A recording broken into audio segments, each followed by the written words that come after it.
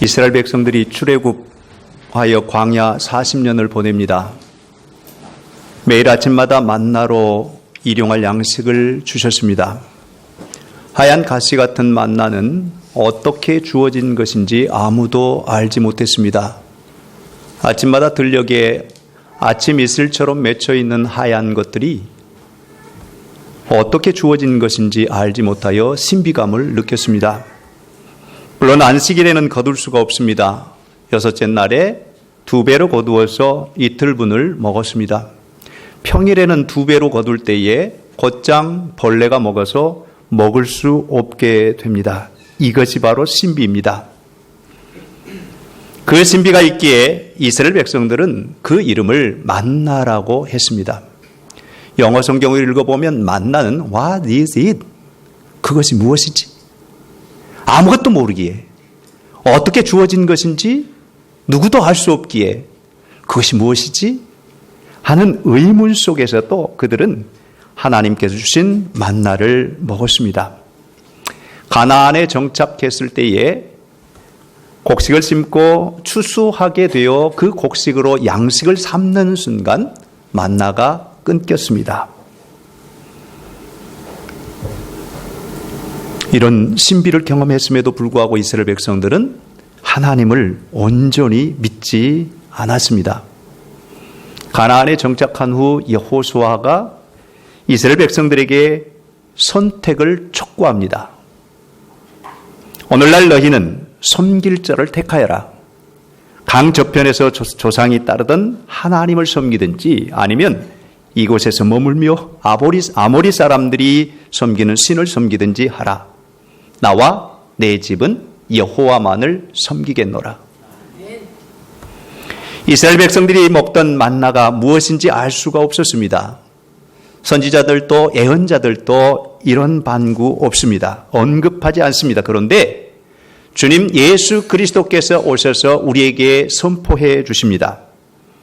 너희 조상들은 광야에서 만나라는 빵을 먹고 죽었다. 그러나 지금 여기에 너희가 함께 있는 빵은 정말로 하나님께서 내려온 빵이다. 하늘에서 내려온 빵이다. 누구든지 이 빵을 먹는 사람은 결코 죽지 않을 것이다. 나는 하늘에서 내려온 빵, 생명의 빵이다. 누구든지 이 빵을 먹는 사람은 영원히 살 것이다. 내가 세상에 줄 빵, 세상으로 하여금 먹고 살게 할 빵은 나 자신, 곧 내 살과 피니라. 할렐루야. 옛 조상들이 먹었지만 알 수 없었던 빵, 그래서 그것이 무엇일까? 라고 만나라고 이름 지었던 그 빵. 하지만 하늘로부터 내려온 진정한 빵이신 예수님을 먹으면 죽지 않고 영원히 삽니다. 그 빵은 예수님의 살이요 피라고 선포해 주십니다. 일반 상식으로는 알 수 없습니다. 지식으로는 깨달을 수가 없습니다. 오로지 하나님께서 주신 지혜로만 알 수가 있습니다.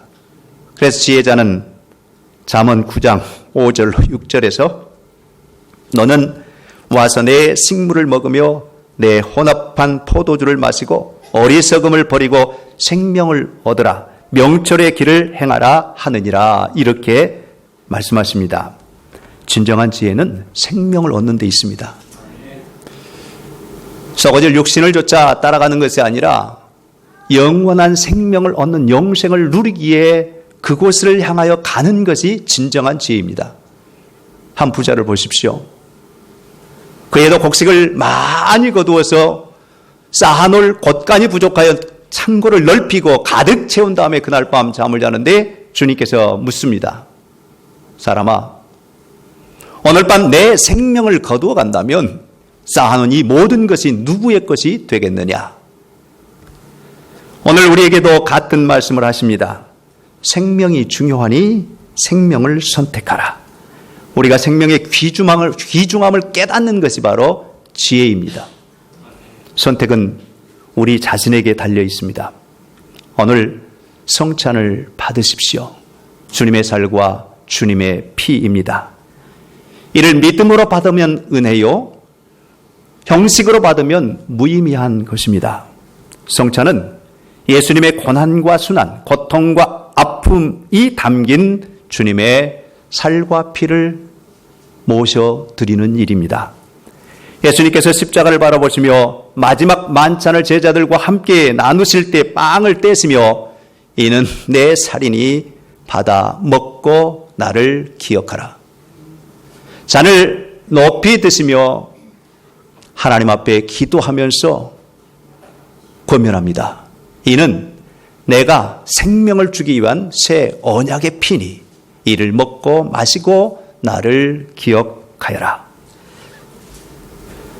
제자들이 처음에는 받아들이질 않았습니다. 믿들어들지 않았습니다. 그러나 예수님께서 십자가에 못 박혀 죽으시고 사흘 만에 부활하신 후에 부활의 주님을 만난 이후로 그들은 늘 주님의 살과 주님의 피를 먹고 마심으로 주님을 기억하고 주님의 임재를 경험하며 주님이 함께 하신다는 사실을 확신하고 확증하며 확언하는 그런 모습으로 살아갑니다.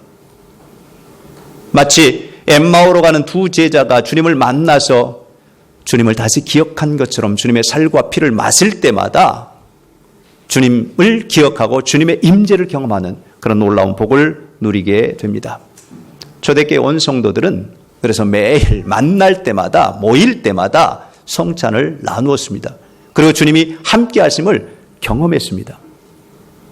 주님이 죽어서 멀리 사라진 것이 아니라 우리 안에 계시다 하는 그런 믿음으로 서는 그런 은혜의 삶이 되었습니다. 성찬의 제정사 속에 내 살과 내 피를 먹고 마시라 하는 그 말을 이방인들이 듣고 초대교회 성도들 향하여 식인종이라고 오해하기도 하고 왜곡되기도 하였습니다. 그럼에도 불구하고 그들은 끊임없이 성찬을 이어갔습니다. 교회의 전통 속에 성찬은 끊임없이 계속되었습니다. 주님의 분부요, 주님의 명령이었기 때문에 이 성찬은 계속되었습니다. 성찬을 통하여 주님의 임재를 생생하게 경험할 수 있었고 성찬은 은혜 받는 방법이라고 가르쳤습니다. 지금도 마찬가지입니다. 우리가 성찬을 맞이할 때에 성령님이 강력한 임재가 있습니다. 겸손하게 주님의 살과 주님의 피를 받아들이는 자에게는 주님께서 그 안에 계셔서 그와 함께 하시고 그를 도우시고 그에게 힘을 주시고 능력을 주시고 권세를 입혀 주십니다. 할렐루야. 그러므로 오늘 이 아침에 우리가 겸손하게 성찬을 받으십시다. 감리교회 창시자였던 요한 웨슬리 목사님은 성찬을 아주 강조했습니다. 그래서 성도들이 모일 때마다 성찬을 나누도록 권면했습니다. 지금의 속회라고 할 수 있는 밴드를 조직해서 소그룹으로 모이면서 모일 때마다 죄를 고백하고 죄와 더불어 고백한 그 죄 사함을 받은 이후에 성찬을 나누고 또한 1페니씩을 모아서 가난한 이웃들에게 구제하는 일을 끊임없이 해왔던 게 바로 밴드였고 그 밴드의 발전이 바로 오늘날의 속회라고 할 수가 있습니다. 올더스게이트에서 성령을 체험한 요한 웨슬리는 나아가서 5개 설교를 하면서 당방촌이나 시장이나 또는 술집이나 곳곳을 다니면서 복음을 선포할 때마다 많은 사람들이 회심하고 주님을 받아들이고 부흥운동이 계속되었습니다. 그때마다 속회를 조직하게 하고 그 밴드 안에서 성찬을 나누게 하고 주님의 은혜의 방편으로 삼았습니다. 오늘날 매주일 성찬식을 하는 교회들이 있고 대부분의 교회들은 매월 첫 주일에 성찬으로 은혜를 받습니다. 성찬은 희생 제사입니다. 주님께서 십자가에 그 살을 찢기시고 그 피를 흘리심으로 하나님 앞에 드려질 뿐만 아니라 오늘 그를 믿는 사람들마다 우리 성가대가 찬양한 것처럼 영생을 주시는 그 놀라운 복이 있음을 믿고 확신하며 나아가는 그런 은혜의 삶이 계속됩니다. 예수님의 살은 힘입니다. 예수님의 살은 우리 안에서 박진감 넘치는 에너지로 우리에게 다가옵니다. 지친 영혼들에게 새 힘을 넣어주는 권세입니다. 닳아버린 에너지를 충전시키는 우리의 삶의 힘이 되어주는 것이 바로 예수님의 살입니다. 그 살은 오늘 우리에게 말씀으로 다가옵니다. 말씀이 육신이 되어 우리 가운데 임하시는 우리 주님, 그분은 바로 우리에게 살로 하늘의 양식을 우리에게 주셨습니다. 또한 예수님의 피는 생명입니다. 레위기서를 읽어보면 피는 곧 생명이라고 선포해 주십니다. 구약시대에 죄 용서함을 받기 위해서 짐승의 피를 사용했습니다. 그래서 제단에 뿌렸습니다. 신약에서는 예수님께서 단번에 그 피를 뿌림으로 모든 사람이 죄 용서함을 받고 하나님의 자녀가 될 뿐만 아니라 위로부터 주시는 하나님의 놀라운 권세와 권위를 누리게 됩니다.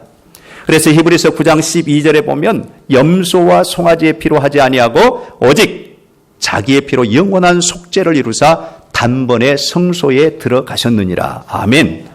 할렐루야. 우리는 살과 피로서 생명을 유지합니다.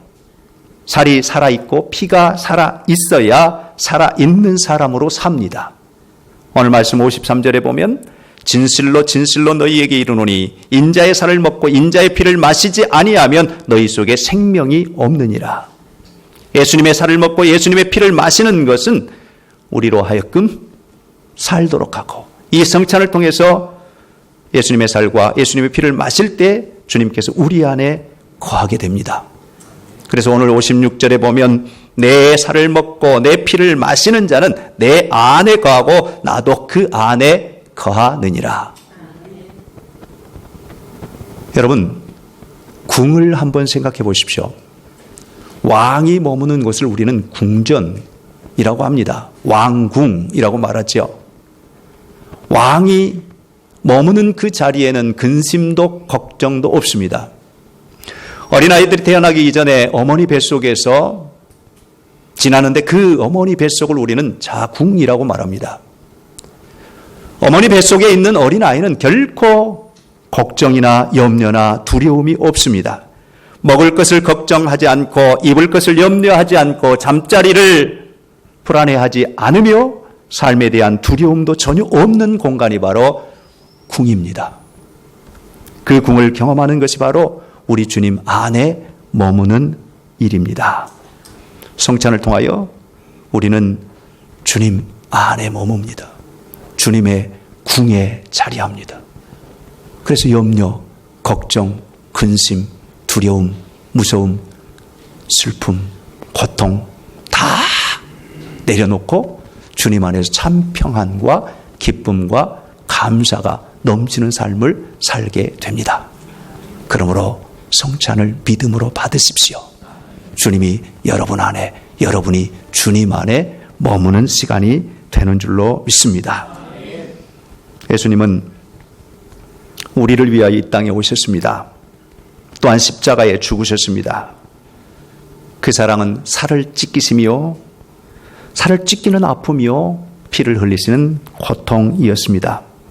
마치 산모가 산고를 치르는 것 같이 새 생명을 주시기 위한 우리에게 주시는 모두였습니다.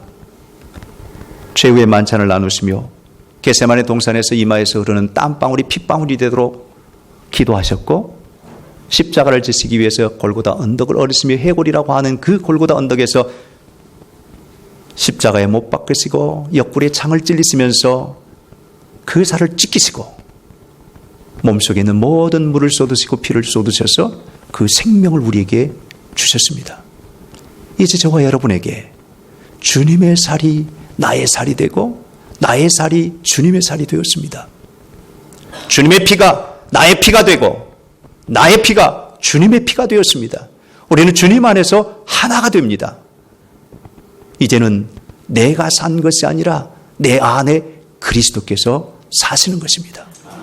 이런 은혜의 삶이 우리에게 은혜의 방편으로, 은혜의 도구로, 은혜의 수단으로 다가오는 성찬, 이 성찬을 받는 자마다 이런 은혜의 삶을 살게 됩니다.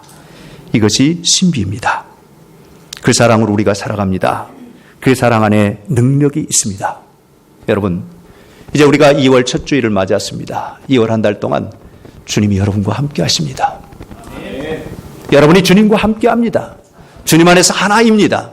여러분, 몸과 마음과 영이 하나이면 건강을 유지할 것이며, 가정이 하나 되면 화목한 가정이 될 것이고, 교회가 하나 되면 하나님의 영광이 가득하게 됩니다.